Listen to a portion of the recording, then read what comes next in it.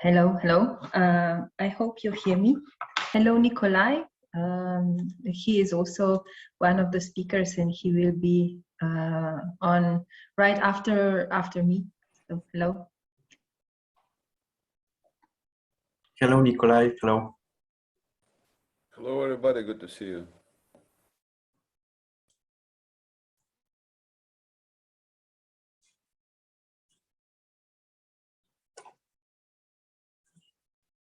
Okay, Simona and Nikolai, if we are ready, then I think we could start today's first training of the Tartu Skills Academy. First of all, warm welcome from Tartu, directly from Tartu, to all the participants, particularly to Simona, and who is today's trainer. I would like to just give a short welcome introduction to introduce today's trainers. The leader of today's training is Simona Rataj. Simona is our colleague from the University of Ljubljana, from the Rectorate. She has a long-term experiences with in different areas of research, but nowadays she is an expert of the intellectual property and in research, and she's the head of Department for Strategic Marketing at our university Intellectual Property and Research Office. So she give to all the researchers and scientists at the University of Ljubljana a really broad support in implementing the research into the commercial market, into the business. And she will run today the training together with Nikolai Adamovic, who is the member and the key person also in the commercialization reactor in Latvia. So they have a collaboration. And also today among us will be Katarina Šimunović, is a researcher at the University of Ljubljana, and so we will have a sort of like an example today how researchers, as we are by heart, can transform our research into something which is useful for everyone. As Simona today very nicely explained in the plenary presentation and lecture just an hour ago. So Simona, Katarina, Nikolai, the floor is yours, and I wish you a very successful, efficient training, and as I said, greetings from Tartu. Thank you very much, Tomasz. Okay, first let me share my screen. I hope you see it. Do you see my screen in full screen? Yes, we do. Oh, great, thank you. Okay, so just before we begin, this is supposed to be a workshop. It is online, so it will. This doesn't mean that it cannot be interactive. In the meantime, or during my presentation, I will ask you some questions specifically regarding intellectual property or intellectual property rights. But if you have any questions, you do not be afraid, ask me. You can, because I will go, it's better to ask me with your voice, because I am afraid that I will not see the chat. Okay, so don't be afraid to interrupt me.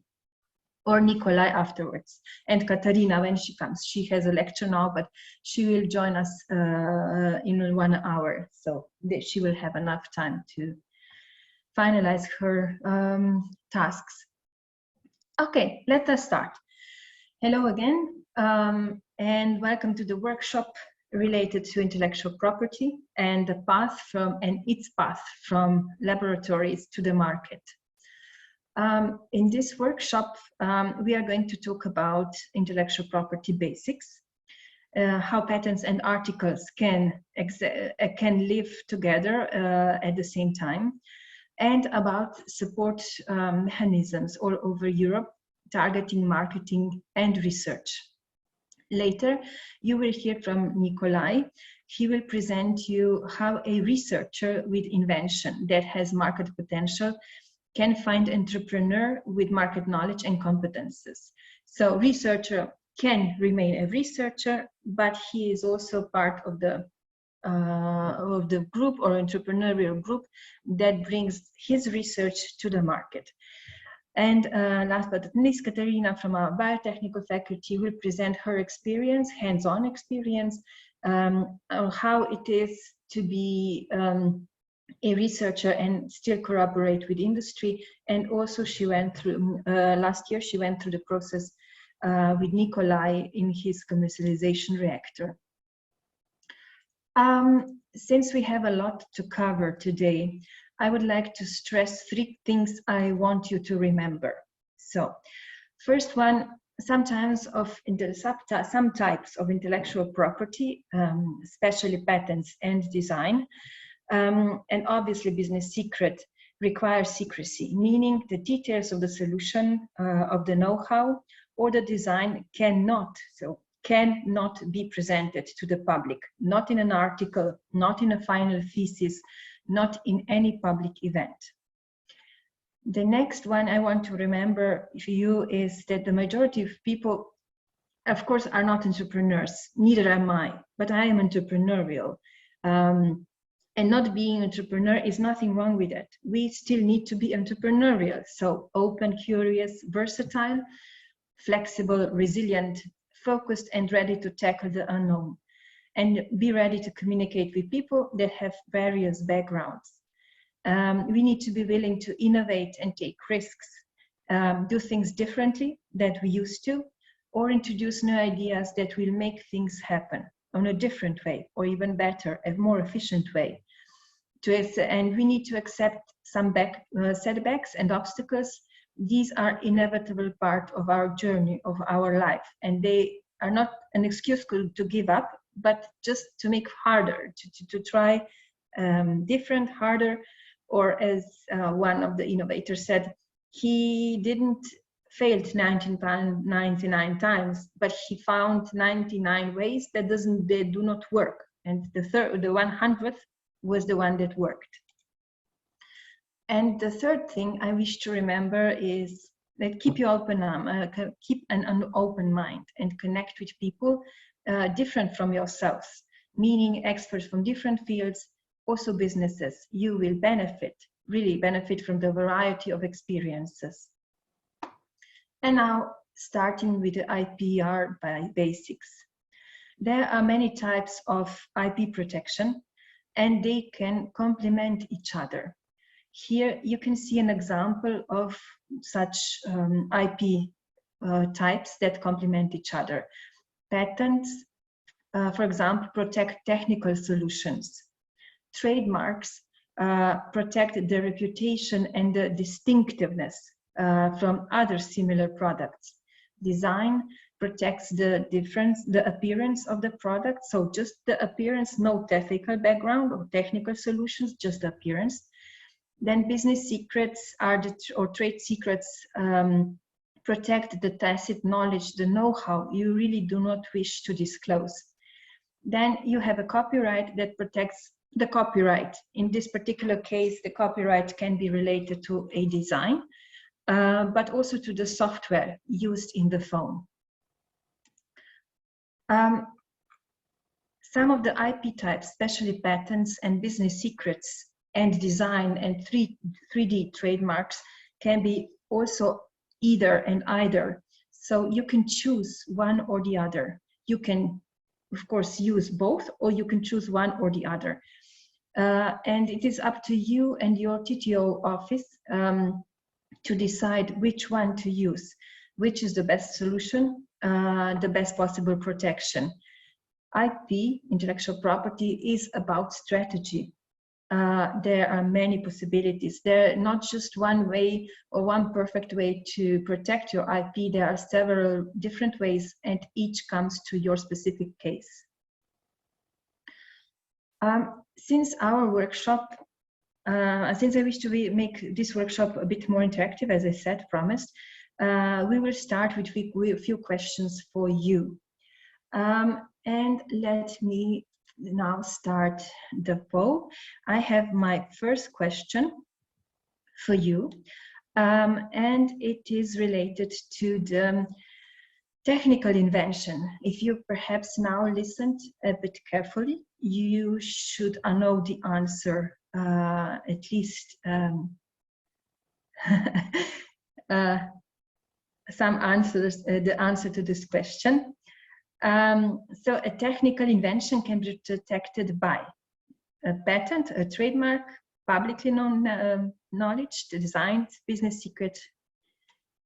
And we are having quite interesting results.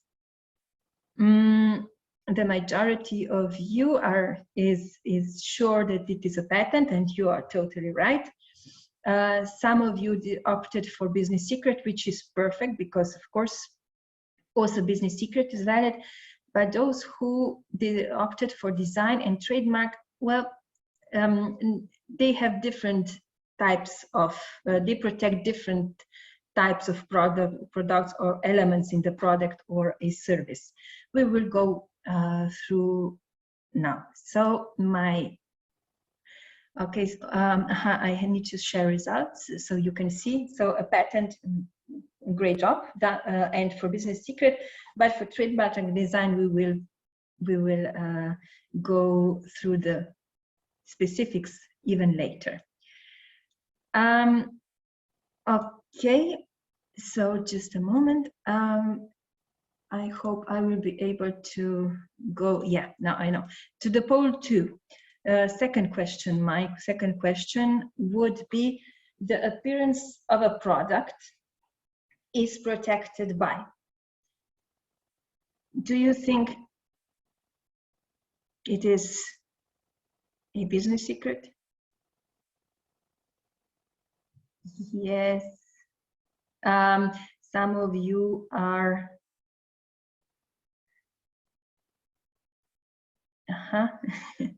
I'm still waiting for the results. But the majority of you chose design. Some of you trademark and 3D trademark, which is really nice. Some of you opted for patent. This is not patent, is only for technical solution, not for outlook, for the appearance. Some of you opted for copyright, as I said, it's good. Okay, and I will share results. You can see the majority answered correctly. It is the most obvious answer is design, but also 3D trademark and copyright, they are still connected with the appearance. So great job. Okay, let us go to the third question. In your opinion or in your knowledge, the reputation of a product, so a service, a distinctiveness is protected by. We are getting results slowly. We are getting trademarks, 3D trademarks, publicly known knowledge, design, business secret, and patents. So I will just wait one more second. Okay, we could. I will share now the results. The majority of you answered really good. So trademark and 3D trademarks. This is really the reputation, or trademark is really all about reputation and distinctiveness. But you are right, those ones who answered publicly known knowledge, you are also right, because even if your trademark is not protected by a trademark registered, but if your the name of the company or the product is so very well known, it is protected by its distinctiveness and already your reputation, even if it's not in reality protected. So good job again. Okay, we have some more questions. And I'm interested in your opinion about the software in European Union, if we say, to be easier to answer. Do you think how can a software be protected? We are getting a lot of answers, and I will wait just a few seconds more to get the majority of you opted for the copyright. Also depending on the region, which is really true and correct. So this gives me information that you know a lot about IP. That is good. Okay, let's share results. The copyright in European Union, and this is the truth. It can be a patent when it is different, when it is really connected to a technology or to hardware. Then if the hardware and the software cannot be separated, then in European Union it can be part of the patented hardware. But of course it can be business secret, and in other the ones that answered depending on the region, in United States, for example, software can be patented, but not in European Union right now. So copyright still, if you have really reputable software, then there is some sort of protection also through copyright. So really good job again. Okay, this is a little bit tricky one because I haven't said anything about it, but my question is, do you think that a trademark is connected to the web domain? And if you think about Pepsi and pep.si, could this be problematic for the owner of the trademark or not? So I have 10 answers.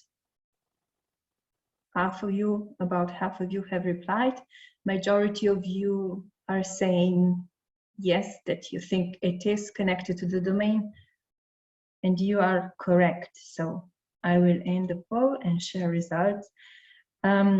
It is really, it can be a problem if you have some specific trademark and you have not secured the domain that is, for example, the same, as I said, for example, Pepsi, Pepsi Cola. This could be problematic because then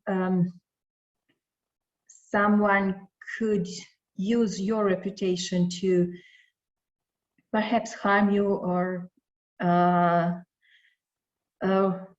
piggyback your IP that you work so hard to have renowned and protected. Okay, 2 more questions. First one is, what, in your opinion, what cannot be protected as a patent, let's say? We have now talked what can be protected, but now what is not protectable in any way? The ideas are ideas, medical procedures, science theories, mathematical methods, rules, or all of the above.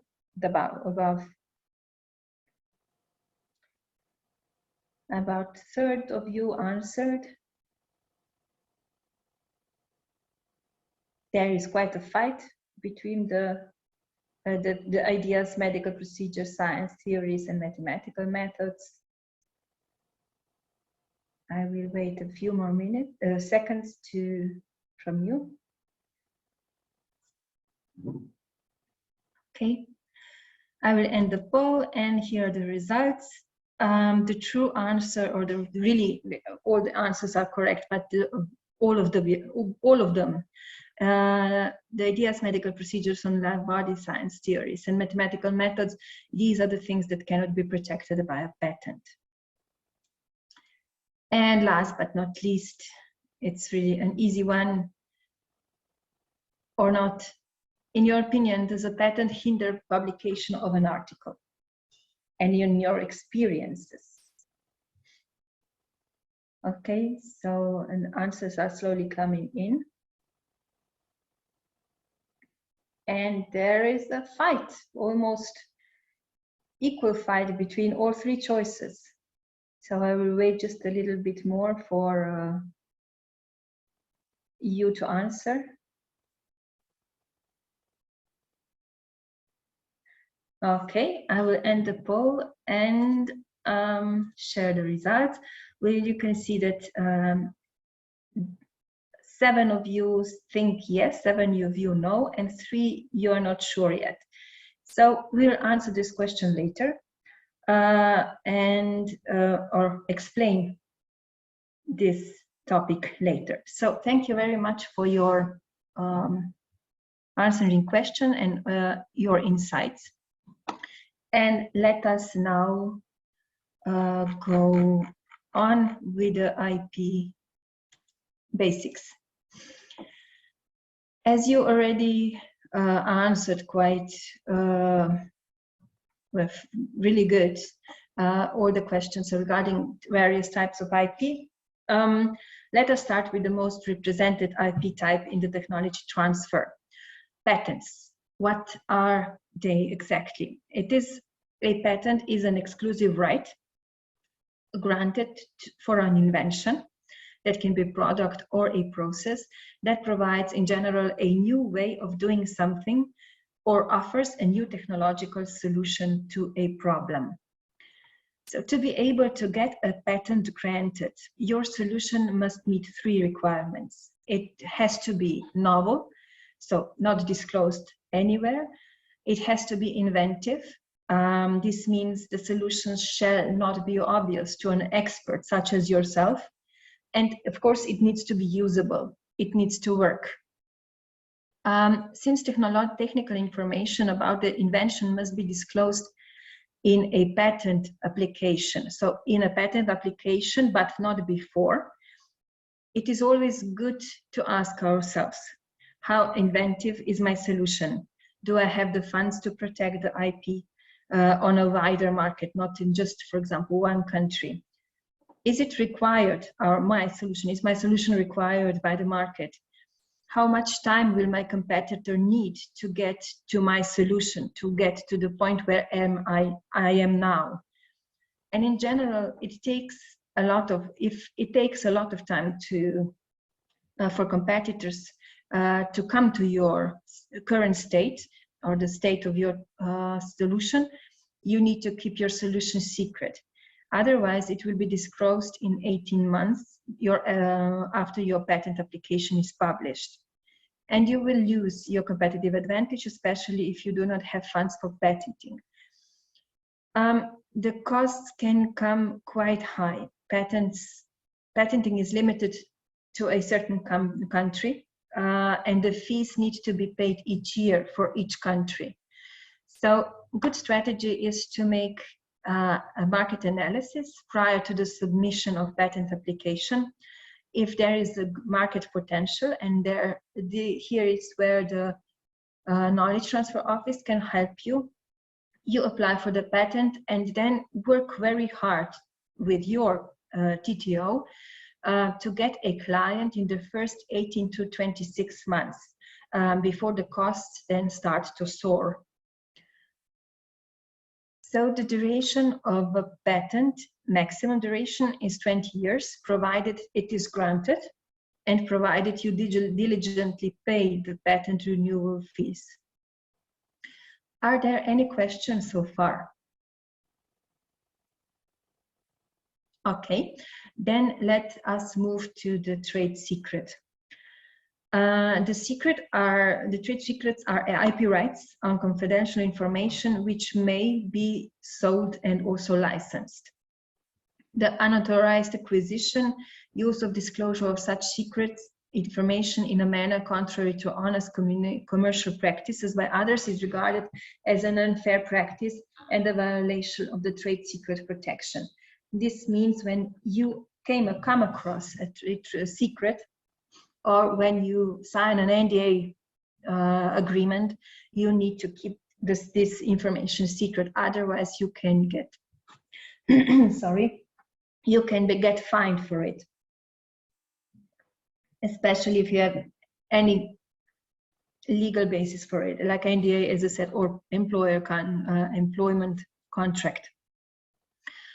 There are also rules that can what can be and what cannot be labeled as trade or business secret. These are defined in the EU Directive on Protection of Undisclosed Know-how and Business Information against their unlawful acquisition, use, and disclosure. For example, knowledge about a harmful business practice or a harmful substance that is being used by a business or any other organization cannot be regarded as trade secret according to this directive and the national legislations. Disclosing abuse, infringement, or illegal activity is okay if the infringer acted in order to protect the public interest. The duration of the trade secret depends on the fact if it is in fact kept a secret. Organizations need to take precautions to keep a secret secret. The secret needs to be identified and labeled as a secret. So the employees need to have the obligation to secrecy in their employment contracts, and the access to the secret needs to be limited to the majority of employees and also to external audiences. A trademark, we have heard and saw, it is a sign capable of distinguishing the goods and services of one enterprise to goods and services of another enterprise. You can see here many kinds of trademarks of beer, and not only the taste that is different, also the appearance is quite different. So you always know which one you prefer when you see at the bottle. But trademarks can also protect a company, or can protect also a company. Cases are Coca-Cola as a company, Coca-Cola as a product. But also a company can have many trademarks. Case of Apple, that as a company, and iPhone, iPad, iPod as products. The duration of a trademark can be indefinite. So it many times, so n times, 100 times, so for 10 years until you keep paying the fees. Okay, let us then move to a copyright. A copyright describes the rights that creators have over their literary and artistic works. Works covered by copyright range from books, music, painting, sculpture, and films, but also to computer programs, databases, advertisements, maps, and technical drawings. What is important here is that a copyright consists of two parts. One is moral right, and another one is material right. The moral right is always referred to the author, so the personal right of the creator.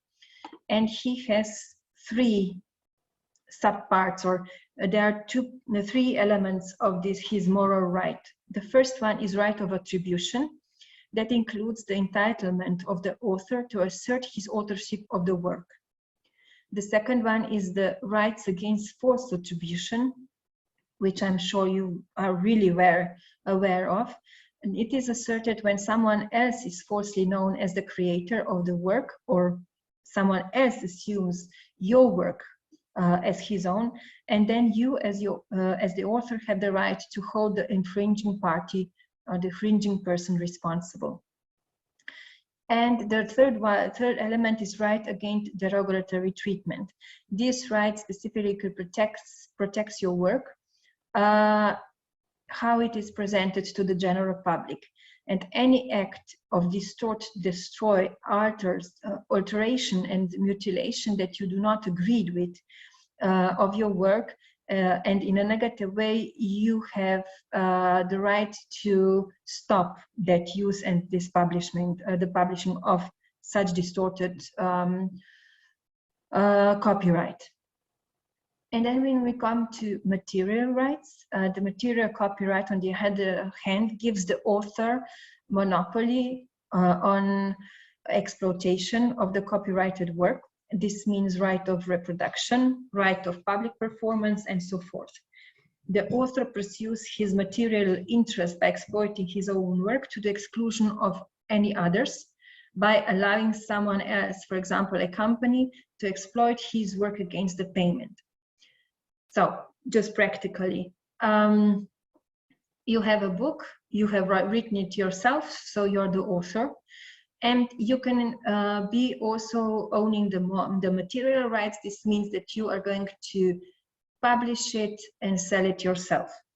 But you can just say, okay, I'm the author and I will give the material rights, so the selling, to sell and distribute this book to a publisher.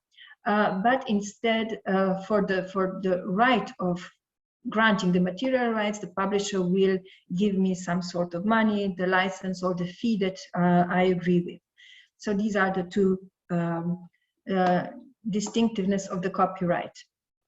Okay. The duration of the copyright is 70 years after the death of the author. So it's quite long.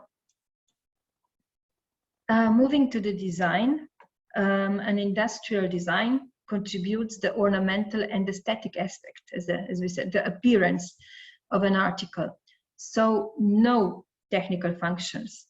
For example, if you see this bottle, you would say, okay, the appearance and the label and the font and the use of colors and the use of this graphical presentation, this everything in total is a design with elements of trademarks and so forth. So even the feeling of the glass, if it is glass, plastic, if it is clear or it is structured, these are all elements of design. And if you have one clear bottle, another one structured with stripes or dots or everything that are three-dimensional, then you have another appearance.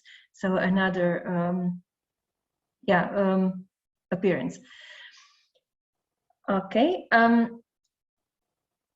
A design may consist of three-dimensional features. So as I said, the bottle can have some three-dimensional features, such as shape or surface of an article, or two-dimensional features such as patterns, lines, and colors. The maximum duration of a design is 25 years. So provided you keep paying fees every 5 years. But be aware, if a design is tightly connected to the copyright right lasts longer. And here it is really crucial that the ownership of the material rights of the copyright is clear. As I said before, even when you get outside expert or designer who designs your either trademark or a bottle or any kind of appearance of a product, you need to get hold of the material rights, otherwise you would have problems afterwards. Okay, just to really explain, not in a detail because it's so complicated, so many ways, but just in a nutshell, there are three main ways to protect intellectual property. So the patents, trademarks, designs. They are national, European, and international. And which route to take? It depends really on your intellectual property strategy, so IP strategy. Patents usually start with national applications and then advance to EPO or WIPO, because then the logic behind it, when you protect your patent first in Slovenia or in Czech Republic or in Latvia, and then in 1 year move to EPO and WIPO, then you can really prolong the time when you have, we say, priority right, and when the you still have time to discover the market and communicate with companies and get their feedback and try to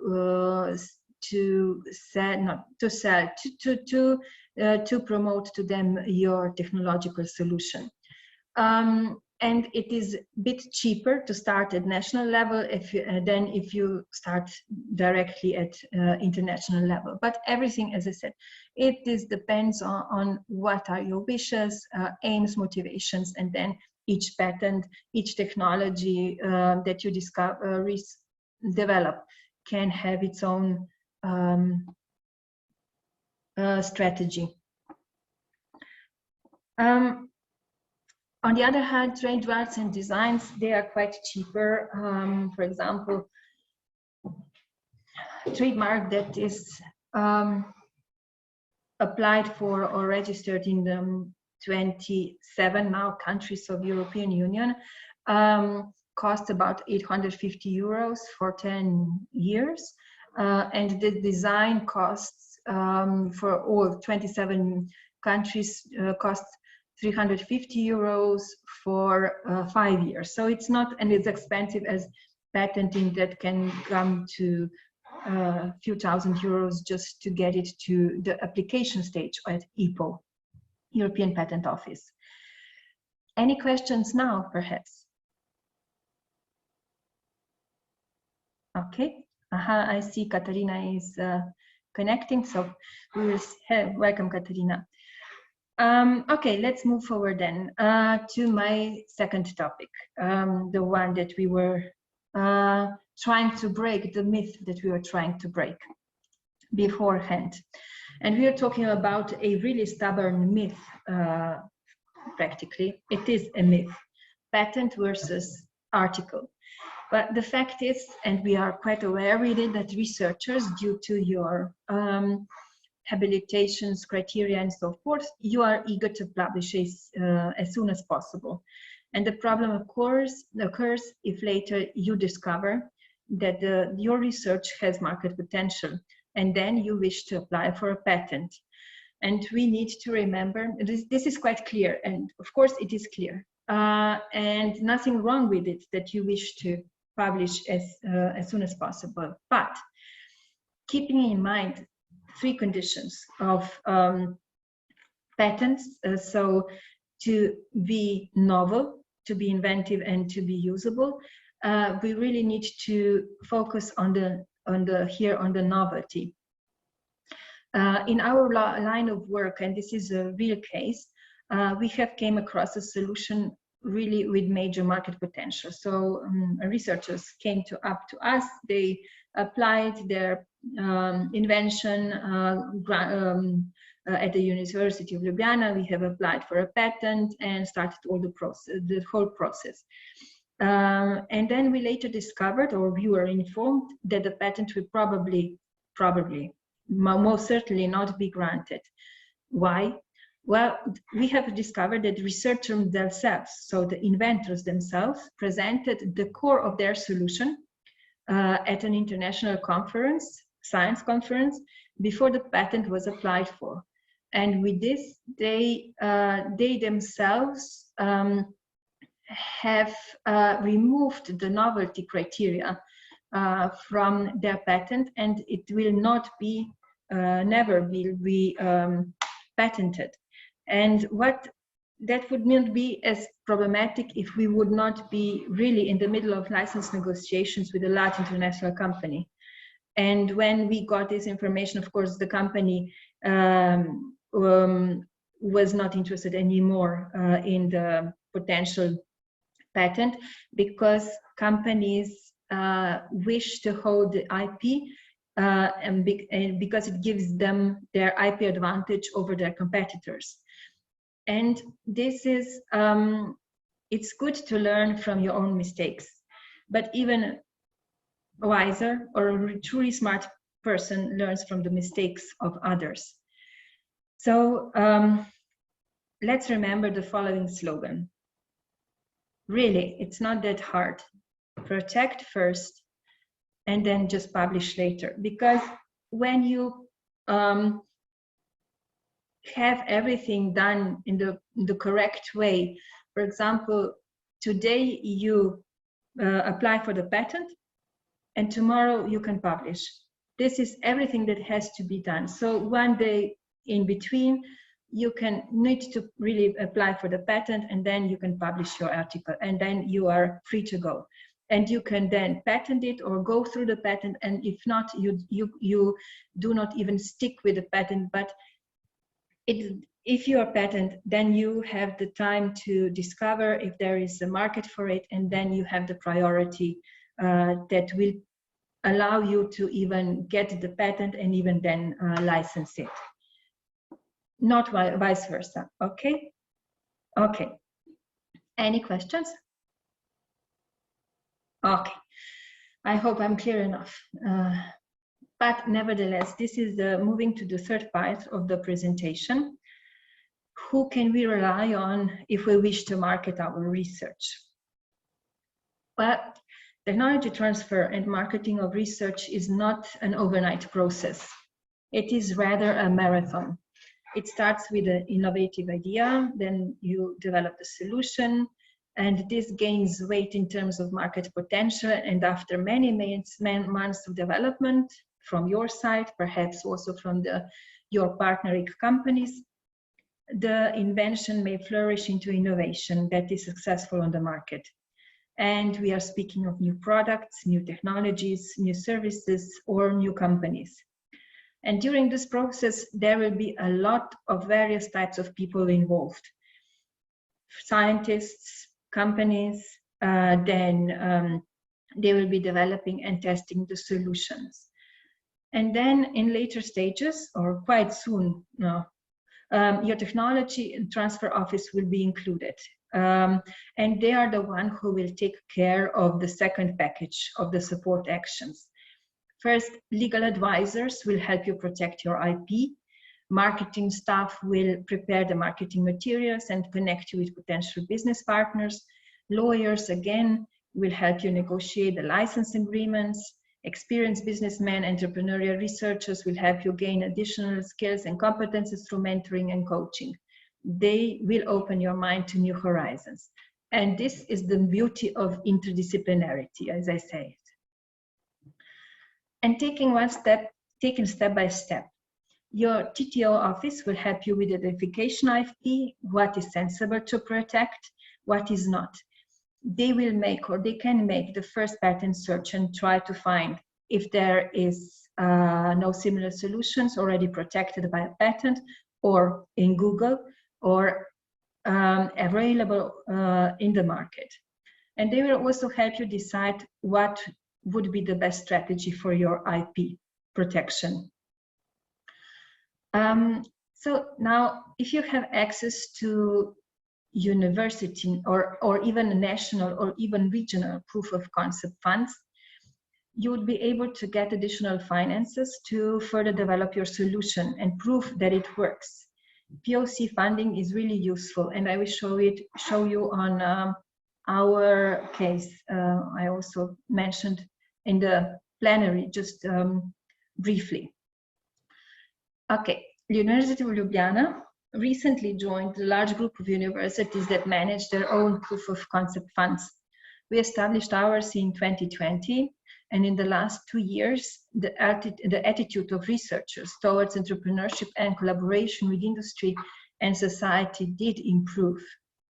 The Innovation Fund is part of the whole package, as I already explained or said, for a whole package of support services aiming at commercializing research developed at our university, from intellectual property identification to protection, proof of concept, and connecting researchers with industrial partners from all around the world.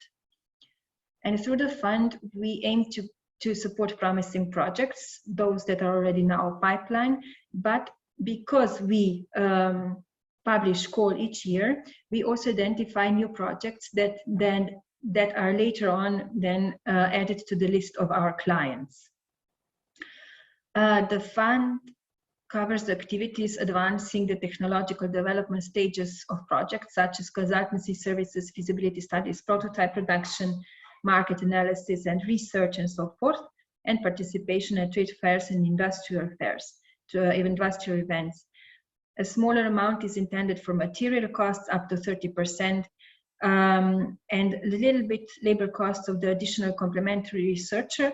In other words, a researcher who needs, provides the expertise that the core team lacks. And the goal of the fund is quite obvious: to reduce the risk of supported projects and to make them more attractive to potential clients from business and society. The process is, it's not that complicated, but I will not explain it now in detail. I will just say that it can be summarized in 3 steps. The first step is to prepare, the first step is to prepare and publish the annual call for proposals to motivate researchers to apply for funding. And once the call is closed, the second step is to find suitable experts from industry to assist the evaluation board and assess the projects. And during this step, we also train researchers on how to present their projects to the evaluation board. And of course, we organize the presentations, the pitches, and in front of the evaluation board. And the last step is that the evaluation board and the rector of University of Ljubljana approve the list of supported projects.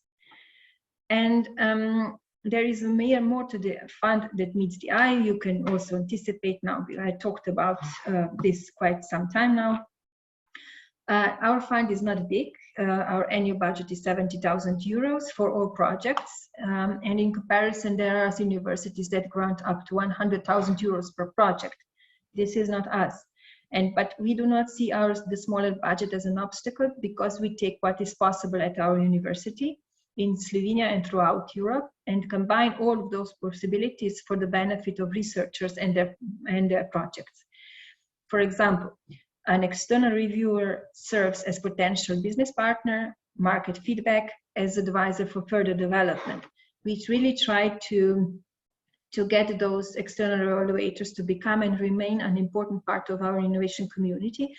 And we really anticipate or take into consideration their feedback when we try to support our researchers on the further development of their technology. The fund serves as a reference for the supported projects, as motivation for researchers to try something new. For example, to really visit industrial events instead of scientific ones. And the supported projects and the teams receive mentoring and coaching, which I think I already mentioned. Because we are a smaller university, we need to be resourceful, and therefore we connect with national and international innovation ecosystem. You will later hear from Nikolai. He's an important partner for us. And we work both with public and private actors to further develop the projects. And we support our teams, acquiring additional entrepreneurial training, participating in international networking and matchmaking events that bring together researchers and entrepreneurs with aim of building entrepreneurial teams around research and deep tech spin-off creation. Just a little bit about results. In the last 2 years, which, you know, the 2 years is not a lot of time to develop non-ICT projects. And since our non-projects in the last 2 years came from biotechnology, mechanical engineering, energy, and pharmaceutical sectors, the results are one spin-off. Katarina will tell you a little bit more about it. Then 2 teams in the process of establishing spin-offs, then optimized processes, working prototypes, and a project under license negotiation. And during this time, we of course faced challenges. One was securing the funding for the fund and motivating the researchers to apply, finding good evaluators from industry, and then preparing researchers to think in terms of business model development. And the lessons that we have learned is about, again, money is important, but money alone is not is only part of the story. It is really important to support researchers and be supported for them, to support each other, to motivate each other, and to be open to connect to new complementary, to the right people, in terms being coaches, mentors, industry partners, incubators all over the world, innovation support organization and investors, to think about what they say and then try to implement their opinion into our solutions. Okay, getting back to the marketing part, connecting with businesses, the marketing staff at your TTO can train you for pitching to companies. If they don't have such competences, they can find people on the market, or even other incubators or EITs that offer such kind of support, and then you can get the support. The trick is to help you prepare the marketing material for potential clients from industry, and to connect you with potential business partners and investors, to international incubators, as I said, that are then taking early stage ideas and further develop them, or help them develop themselves, and then try to sell them to the big players in particular sector. That is especially true for pharmaceutical industry. Also the marketing part, we organize meetings with companies, investors, and help you prepare for the meetings. Marketing analysts help you define the value of your solution, and lawyers again help you negotiate the license agreement. And through this whole process, you get new skills and new competences that influence your further research. It is a learning experience. Then for the later stages, you always think differently than before you came to the technology transfer path. So for those researchers that are not so many, but there are still a few that are considering establishing a spin-off, there are a lot of support mechanisms all over Europe. There are some internally at in your universities. Some are also national. Here are some of ours. So entrepreneurial trainings. Then we get Rector's Award for Best Innovation, and we have some sort of networking event similar of getting researchers in contact with entrepreneurs. But we are connecting with international ecosystem, I said already, commercialization actor accelerators all over Europe, investors, EIT research in various kinds, manufacturing, health, ecology, and so forth, but also regional POC funds, especially for Slovenia. Now it will be established quite soon, in about this year it will be additional regional POC fund that will be in addition to our innovation ecosystem. What I wanted to say is that depending on your research topic and your interest, we as the TTO office, we can orient or direct you to the best and most appropriate support tool, mechanism, the event, or even training. And everything is done case by case, because no technology is the same. Everything is custom made. And when connecting with the industry and organization, we always take advantage of the organizations that are really developing specific knowledge and skills connected to IP and marketing or research. And this is not only for TTO officers, but also researchers can benefit from that through networks or even social media. It is really useful, as I said already, to attend events where companies are present. Networking in a business environment is really crucial. You should not limit yourself to science events.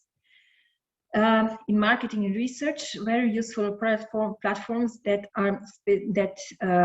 publish specific challenges of companies. Some are free of charge, like InnoGet and Halo, and some of them you need to pay for example, Impart. But they are useful resources of ideas and real tangible challenges of companies that are really looking for solutions, and they are granting or dedicating some money for purchasing the solutions. And these information you can consider for your own research and for your own way of thinking how a specific challenge can be solved.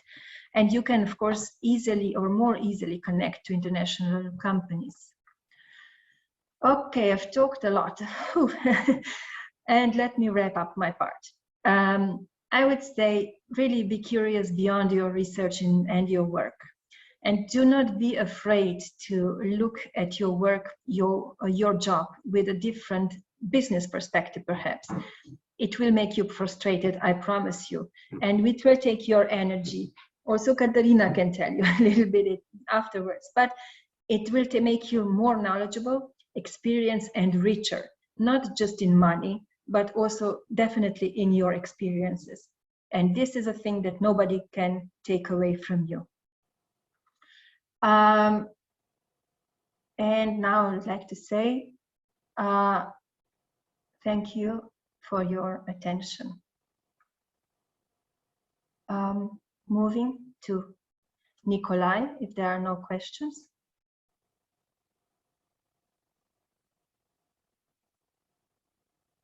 Okay, then I would say thank you again.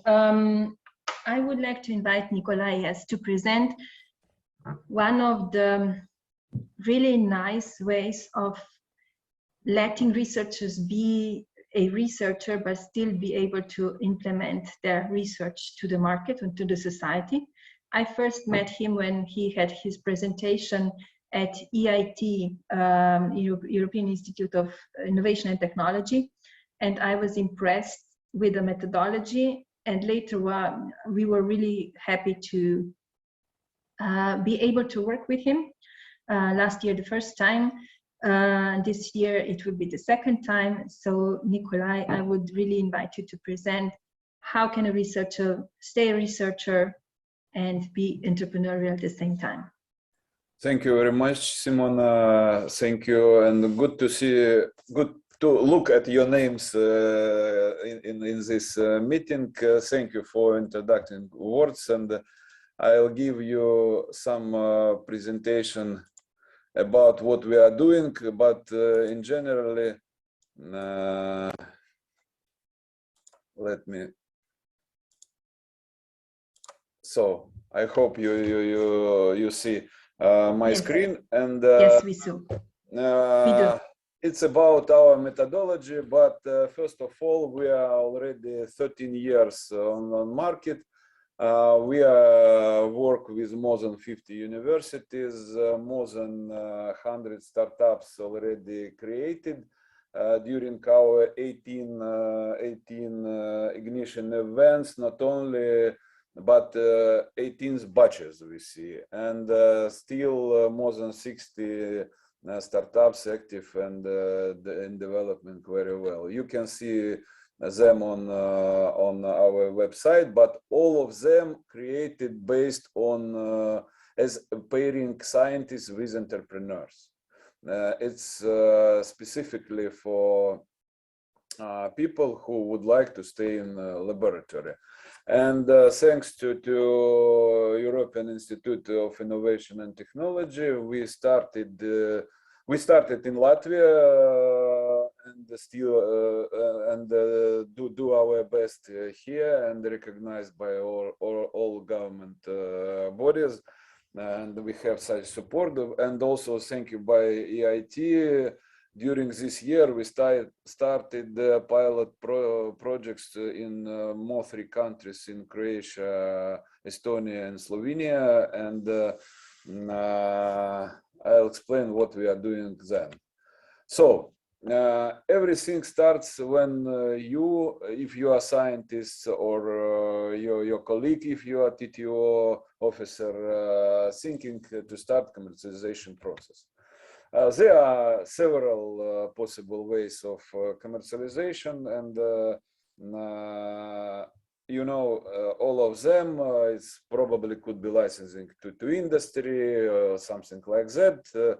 But we focus on spin-out or startup creation when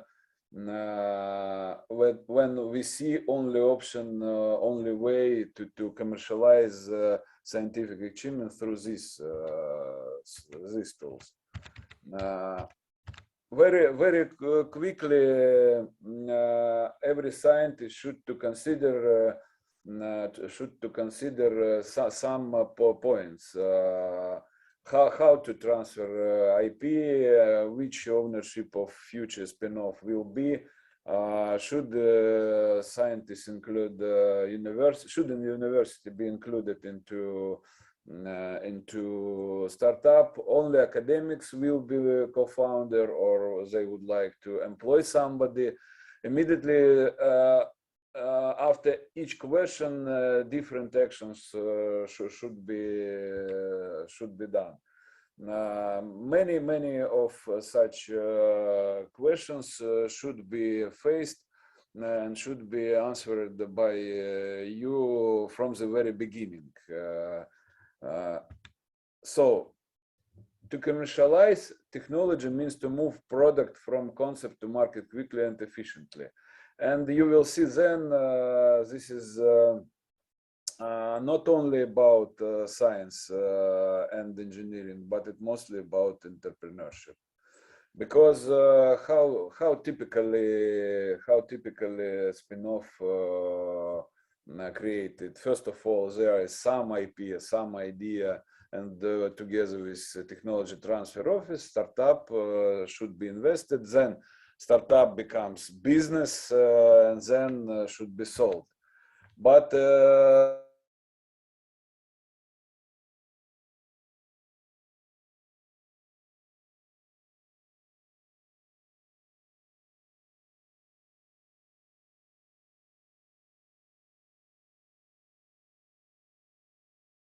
becomes ready, more people should be involved with different skills, with different. I'll explain later. But if we speak about business, regular business, it's probably tens or hundreds people, and another skills should be appeared, and every scientist should answer to him or to her, can I do it? Should I do it? Do I want it? And so on. We think during startup creation and life of startup, there is at least seven entrepreneurial tasks which should be solved. First of all, it's creativity and application finding. Second, it's customer development, team building for product development. For another competences what you particularly haven't. Always fundraising, always product development, where scientists play some role. Constant iteration with industry and exit. And if you see on all these seven entrepreneurial tasks, some of them should be done and finished. Some of them it's ongoing process and never-ending story like fundraising. But most of this, in most of these tasks, scientists, as scientists, they play relatively limited role. Of course, for product development and the interaction with industry, it is, but for rest of things, we are talking about entrepreneurship and this. I'll skip more deep explanation for several tasks, but let me focus you on product development from TRL 3.4 to TRL 6.7. You can see that there is value of death because research push already finished and the project pool made by industry still doesn't exist. And this role is crucial for every deep tech startup.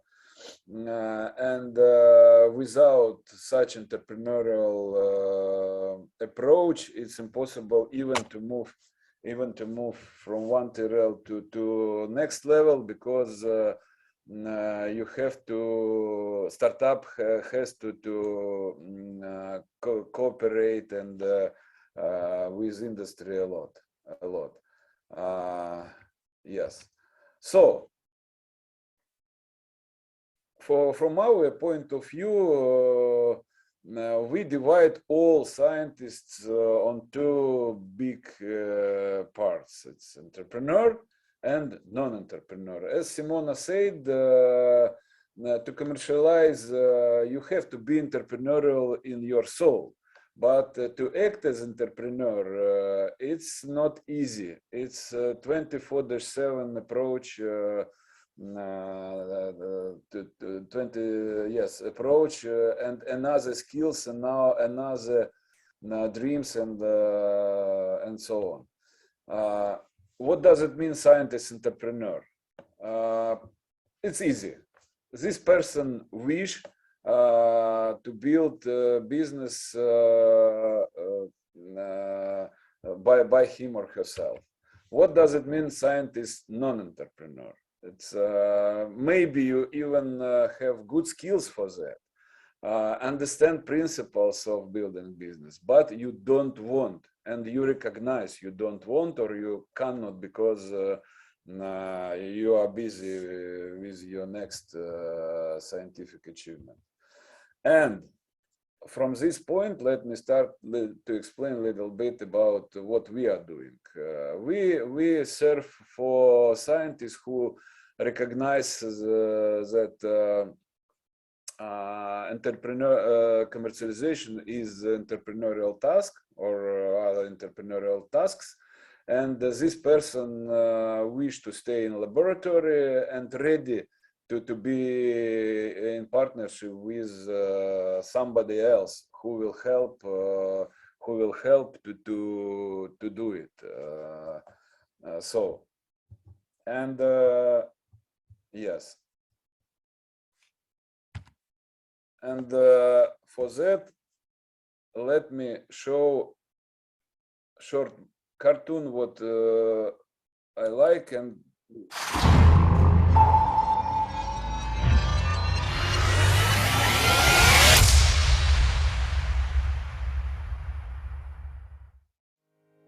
this is Saifico, the leading scientist at the best university.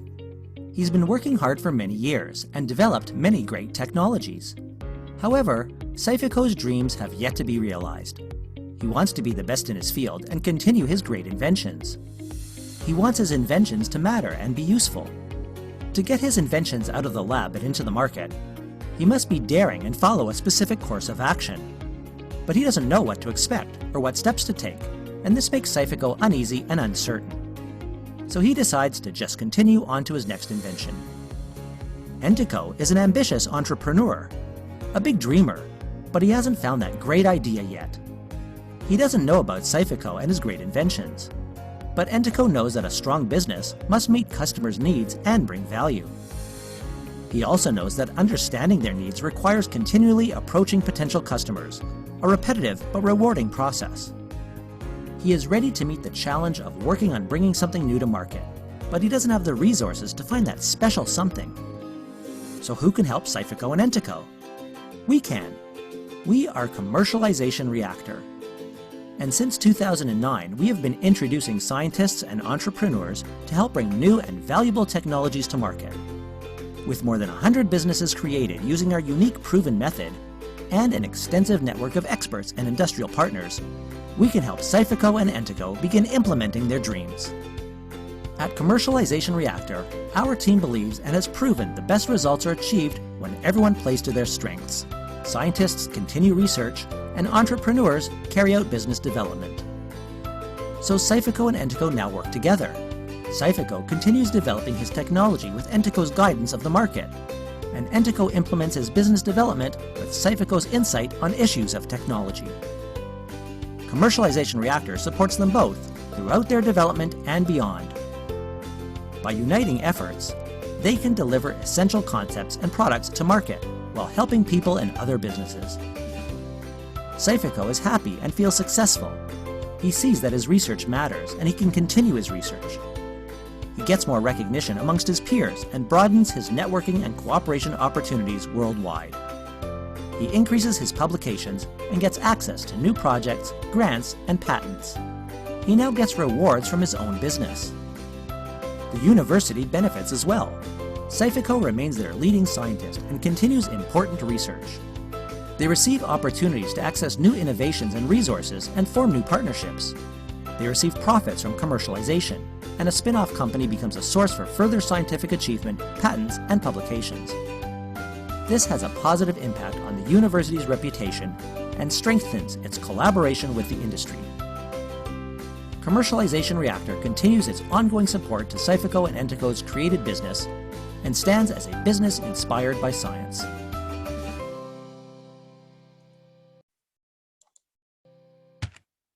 Thank you very much for this viewing. So, a couple words about our cooperation with University of Ljubljana, and Katarina will tell more about this particular project, but it's a year ago. It was ignition event about what I will tell a little bit later.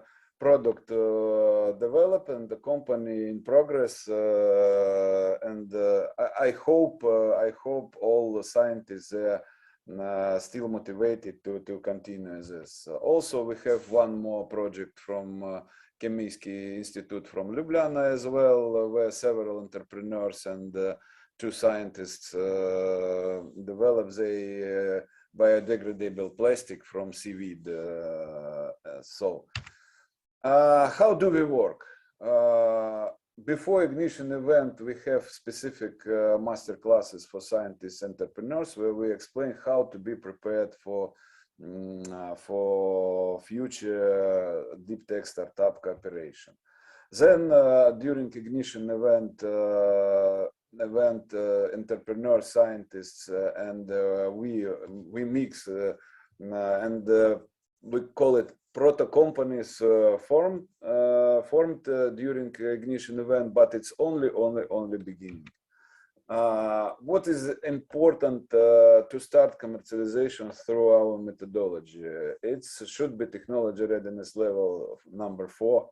Why? Because entrepreneurs, they are very practical people, and they need to get something and to move it to the market and to show customers to get their feedback, to make customer development. Also, IP should be protectable, and very important, some significant technological advantages should exist. Because this startup will compete globally and based on your dear scientist achievements. So before ignition event, we signed memorandum of understanding, and technology transfer also office should involved.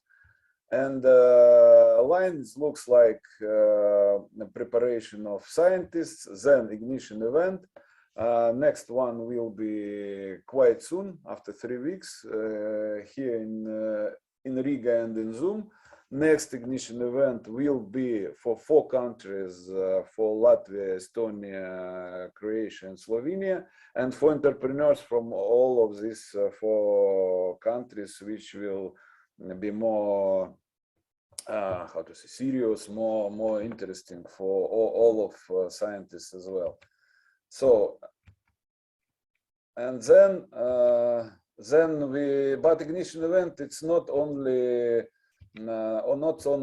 way. It's not about matchmaking. We have great support in our particular case. Starting in May, everything will be done for at least year. So, ignition event, it's cool. But it's just beginning where people meet each other.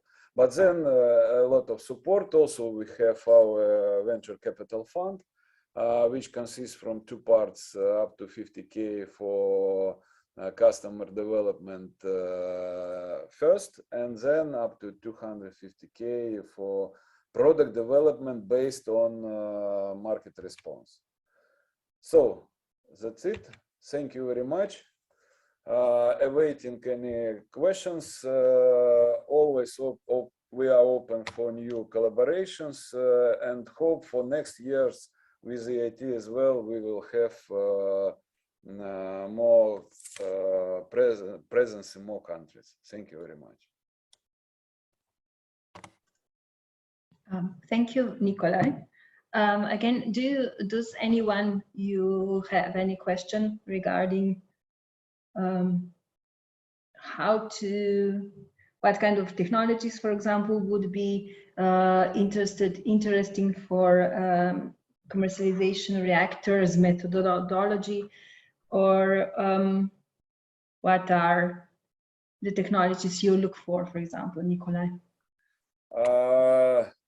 All kind of scientific achievements. Main criteria is science should be proven, and we do not work with, let's say, poor pharma, with drug discovery, because it's another level of money should be involved.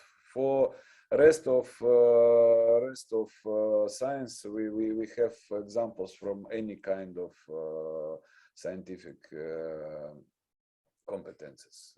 No limitation, to be honest. Even web applications, if they have some significant algorithms behind, also could be commercialized. Okay, thank you very much for your answer. Perhaps there will be more questions later on when Katarina presents her own experience. She went through this process and she was kind enough to bear with me and Nikolai as a researcher.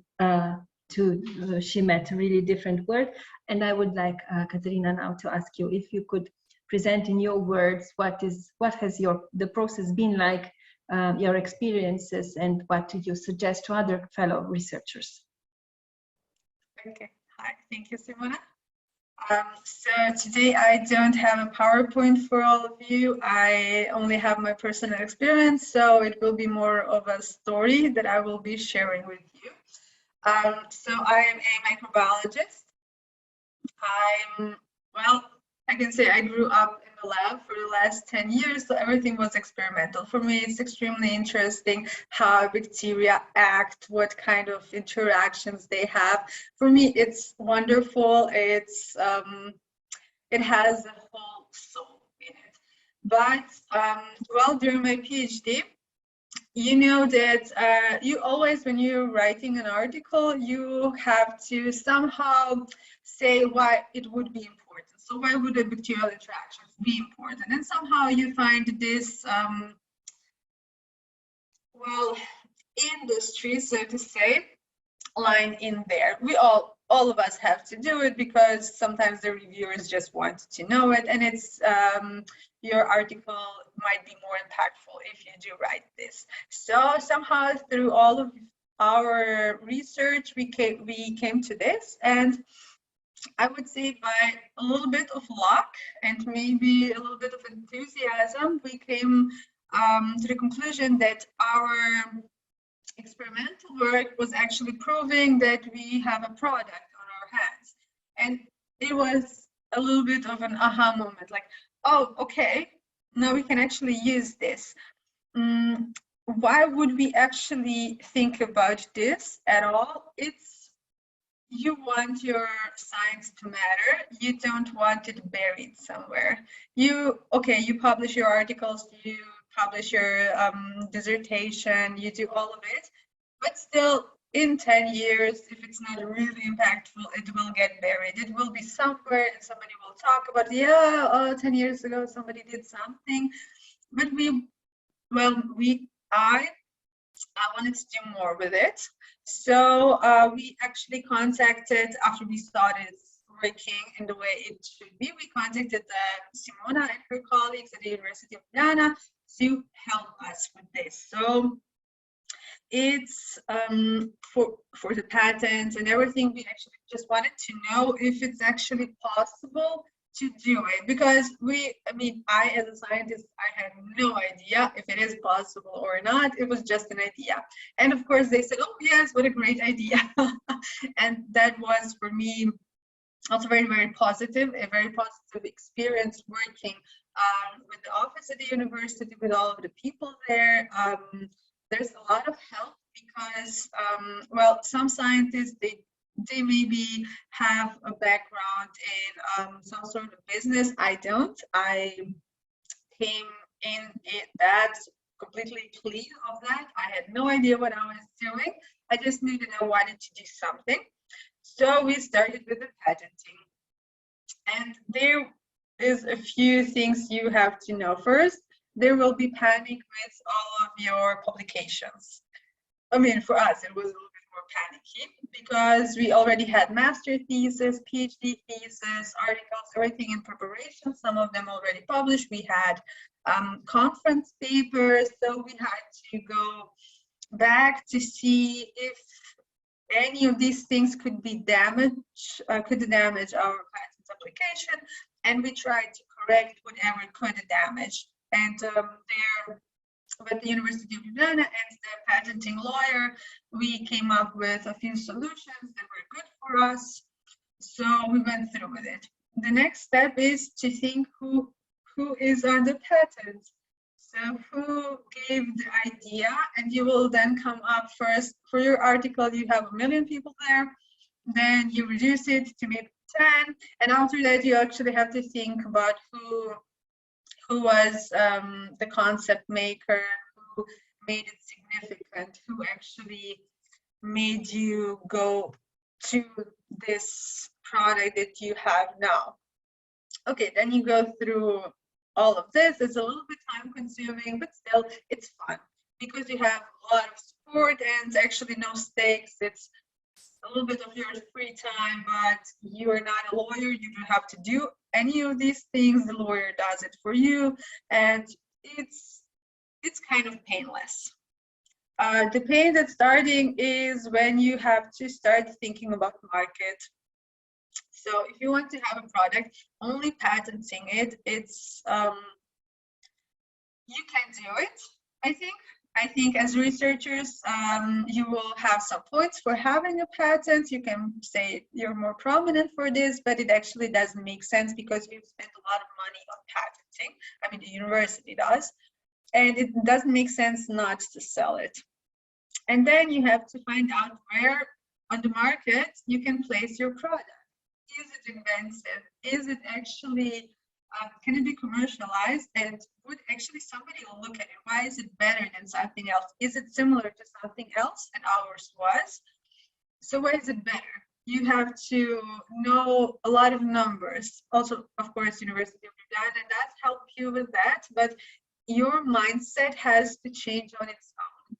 You have to start thinking about that. Okay, so now my bacterial interactions and mechanisms of action and all of the interesting stuff, all the molecules and everything, it's on a back burner. It's somewhere out there. It's still there. We still love it, but it's not the main focus. The main focus is who will buy it, who needs it, who would benefit from it. So where does it go? How much money can it actually make? Is the competition wide or narrow? Is it strong or weak? So you have to actually think about all of this. And for me, I think the first scary thing that I encountered during this process was an elevator pitch. It was a great experience. In a few minutes, you have to tell everything that is interesting and everything that has great potential about your product without actually saying any of the scientific things.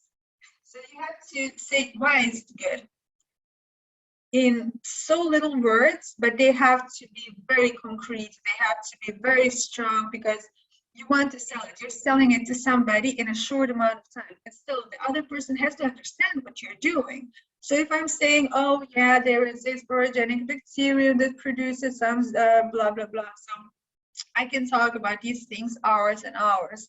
But for somebody who's going to buy it, I have to say, it's good for you. You eat it, and after this, you become better. So it's a completely different mindset for me, at least. So you go through this process and you get a little bit more used to thinking about commercialization of all of this. So we had a product that is TRL4, which is actually, it just came out of the lab. We had some sort of proof of concept, but nothing else about this. So people are not that interested in something to buy if it's not ready, and something else already does exist somewhere else. So yours has to be much, much better, and you have to prove that it's better. So we went on to this commercialization reactor because we wanted to we wanted to see what this world looks like, how we can meet entrepreneurs, and how we can get maybe some money for some sort of startup. But this was only an idea, not an intention, not a strong intention, but an idea. So we had this whole team that was of scientists that was also participating in the patent application, in the development of the product for patenting. It was a big team, so okay, we went there. So Nikolai told you a little bit about this commercialization reactor, and for me, the most funny thing is the TRL Valley of Death. And yeah, we were in this Valley of Death with our product because not developed enough, but still developed enough to know that we have something good on our hands. So we had to find a partner that would be interested in selling this.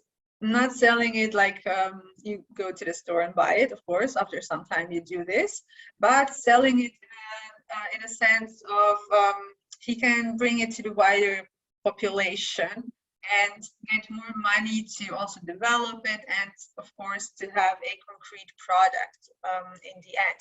So this commercialization, it was of course again challenging, but hard and fun.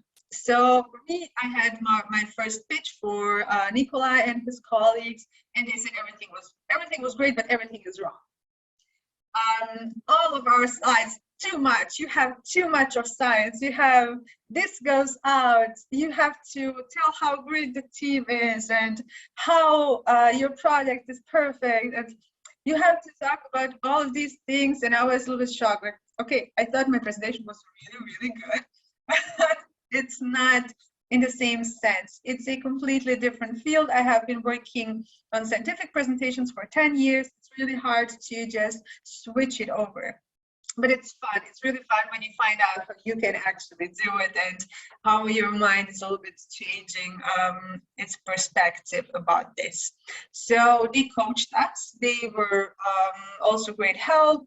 It's weird how you can actually go through this process of development and somebody's guiding you, and you actually have the feeling that you're struggling all the time, but you're doing really well. And the end product is in a very short time is really, really good. So this commercialization event, for me, when I was talking to my colleagues and friends, I told them it's something like Eurosong, but for scientists. You come there and you sing your song, you tell your story or something, and somebody is evaluating you. On the other side, there's people, evaluators and entrepreneurs that might be interested in you or not. Who knows? Or what my opinion is that stuff like new drugs and mechanical things, technical things are popular. Biological things that we had are not as much. First, I think because people don't understand it that well. The second, I think it's a little bit more complicated to develop such a product further and also sell it. I'm not really sure about this point, but this was actually the feeling that I was getting. People were talking to us, but none of them were really happy, except for Karlis.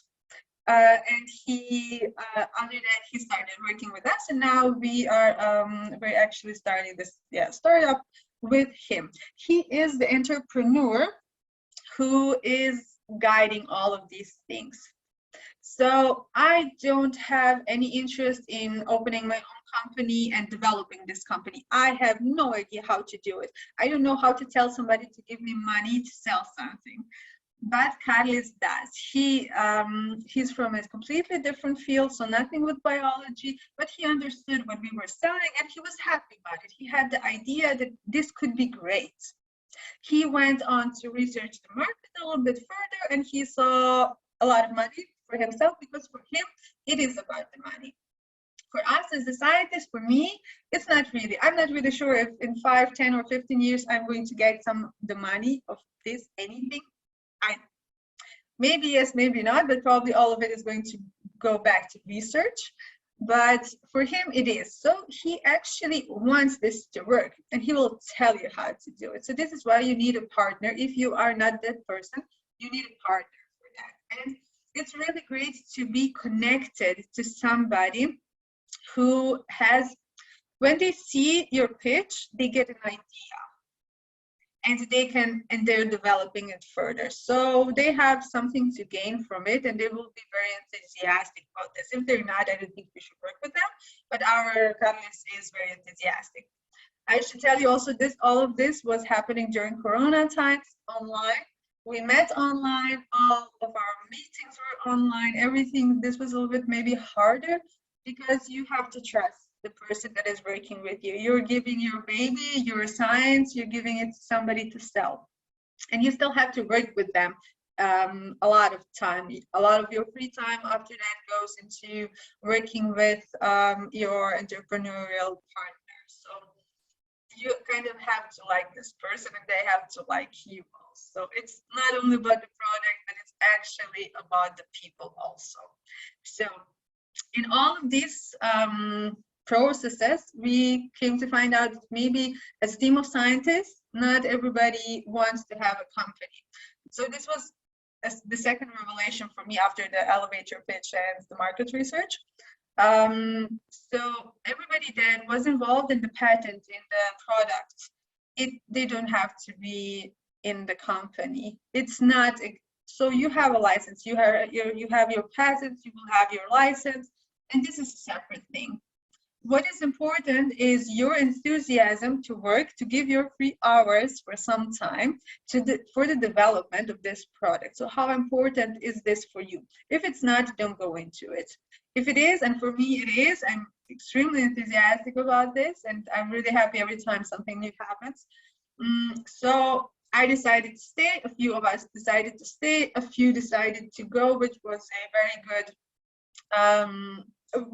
it is a good thing. It is not a bad thing if somebody decides to leave. It's a bad thing if somebody decides to stay and they don't want to participate. So make sure that you have a team that you trust on your hands. This is also, so you do have a product, but it's not only about this. It's a lot of different layers for everybody, I think. Okay, so we opened this company, we have the startup, and at this point, we're still TRL4, so we cannot do anything with it. So we went again with Simona, and she told us about different ways how to get money, how to meet different people. We got some additional money from the university, again, to develop further a little bit. We're getting money from the university as scientists for the development, but we now have a different angle. We are now also getting money from the company for further development. This company, so our partner, is searching for additional money all of the time. Every time we need something, we know what we need to do. He goes out, he searches for more money. He is involved in more incubators, with a lot of different talking to a lot of different people, going to congresses and a lot of different things only to get us more money. So this is something that somebody else does for you. I actually feel like he's doing me a huge favor. Of course, it's his company. It's not a favor, it's his job. But for me, it is a favor because I would not do this. This is, for me, it's very, very stressful. And we're all at the university. 150%. We're all working a lot, and it's really, really hard to take a lot of time out of this university. So you have limited free time, and you do spend some of it on your new company. but you cannot spend all of it because you have to sleep sometime and eat and still have fun. So this is why this commercialization reactor for me was a good thing. Meeting Harlis, our partner, was a good thing because he took a huge burden from us about this. I don't think I would be able to move in this commercialization if it wasn't for him. So we're now in the steps of registering product, doing different research that we still have to do just to develop the product so that we can sell it. And it's really tough. In your mind, your product is done. I know it's working, it's done. In my head, it was done. And then you actually find out, no, it's really like below the standards. And now you have to jump until it's more done and still not finished. So you meet a lot of people, but still, I think for each product, this will be a different story. For ours, it's a probiotic, it's a biological product, it's a little bit different, but still, I do believe that Simona and her team will actually know how to guide you through all of this, because I know that they're not microbiologists and they're not biotechnologists, but they still were guiding us very well and connecting us to companies and also other people that can help us do a lot of these things. So I think this is it for now from us. We're still not selling our probiotic, but we are in the stage of applying for registration, which is again huge leap for us. In 1 year, I think it's amazing development actually. So if you do have any questions about any part of this story or process, of course you can ask me. But yeah, this is my personal experience. This is what I imagined all of the time and what I felt during this whole process. But it is very, very fun to think that your science is going to be sold somewhere in the market. So thank you. Thank you, Katarina, for your really nice presentation of your experiences. Do any of you have any questions? I think that you were really clear, although I know your story, but you're really clear. Perhaps I would you do anything differently? Now looking back at 1 year, would you do something differently? I think yes. How to engage with the team of scientists. This is a point that I already made, but it's very, very important that everybody is enthusiastic about this product, because you all have to put in work. It's not only one person, and it's important that the team is on different levels and that everybody can actually bring something to it. So being more clear at the beginning stages, it's better than just saying, okay, we're a huge family, we're scientists, we're all working together, because I think this is the part where everybody shares the burden, and if they don't, you have a problem. So this is one point. The other, I'm not really sure. If I knew how to get more money, I would probably do this part different. But I think for us, this was a very good route. The only thing, yes, I as a microbiologist, I didn't think of patents. I didn't think of selling anything, which is wrong. Patents and companies that you open up, they attract additional funding, they attract additional research, which means that you and your group of scientists, you can develop more, not less, because of it. You will meet so many different people and you can do a lot more, because science should not stay only in this part, like only government and this is it. You have to go a little bit broader. And being with industry in this, it's much, much better for us. I think it's already good. So maybe I would think about patenting a little bit earlier.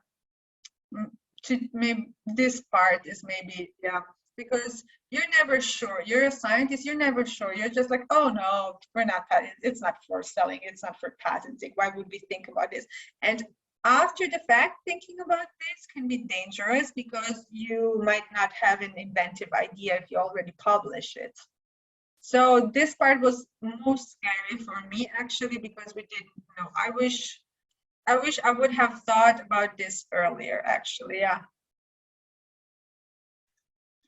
Okay, thank you very much. Just a last call for questions in this workshop. I think that we were quite clear, obviously. Nevertheless, we have been recording this workshop, and anyone who would like to re-listen, then he can get, or she can get additional or review the experience you just presented. So thank you, Katarina and Nikolai. Perhaps we should close now the workshop. I would like to thank all of you for your attention, and hope to see you soon physically also, not just online. Thank you, Nikolai and Katarina. Great job.